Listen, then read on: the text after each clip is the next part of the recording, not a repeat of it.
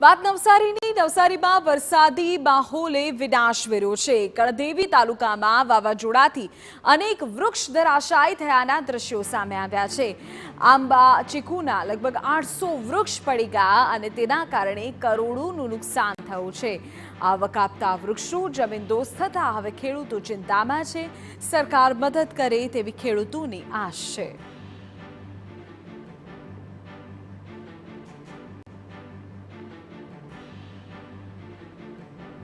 નવસારી જિલ્લો એટલે બાગાયતનો બગીચો અને એમાં પણ ખાસ કરીને ચીકુ અને કેરી મોટા પાયે થતા હોય છે અને સમગ્ર દેશમાં એ ચીકુની વખાણ થતા હોય છે। પરંતુ જે ચક્રવાતની સ્થિતિ નિર્માણ થઈ હતી એને લઈને જે કંઈક ખેડૂતો છે એમાં નિરાશાની લાગણી આપી છે, કારણ કે મોટા પાયે કેરી અને ચીકુના જે કંઈક ઝાડો છે 25 થી 30 વર્ષ જૂના કે 50 વર્ષ જૂના પણ ઝાડો છે એમને મોટા પાયે નુકસાન થયું છે, જેને લઈને ખેડૂતો જે સરકાર પાસે અપેક્ષા રાખી રહ્યા છે। કેટલાક ખેડૂતો સાથે વાત કરીશું અને એમની પાસે જાણવાનો પ્રયાસ કરીશું કયા પ્રકારનું ચક્રવાત ફૂંકાયું હતું, આ કયા વિસ્તારમાં આ પ્રકારની સ્થિતિ નિર્માણ થઈ છે। ખાસ કરીને અંચેલી ને સૌથી વધુ નુકસાન કછોલી ગામમાં છે।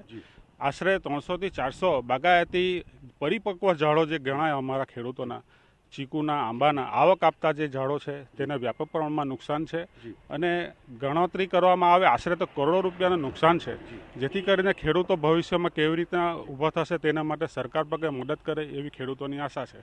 બીજી એક વાત કરીએ તો કેટલું મોટું નુકસાન કહી શકાય અને ખાસ કરીને એક ઝાડ કેટલી આવક આપતું હોય છે? એમ જોવા જઈએ તો બહુ મોટું નુકસાન કહેવાય, કારણ કે આ એક આજીવિકાનો પ્રશ્ન હતો।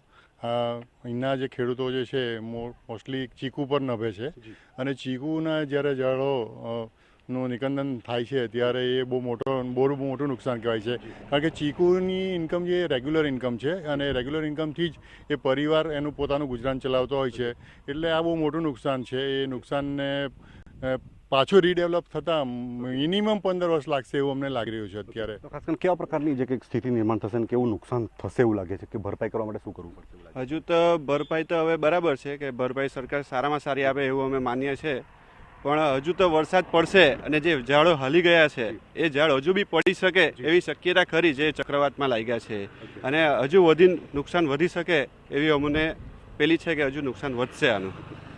સમગ્ર જે ઘટનાક્રમ છે એમાં ક્યાં ક્યાં રજૂઆતો કરવામાં આવી છે, કેવી અપેક્ષાઓ છે?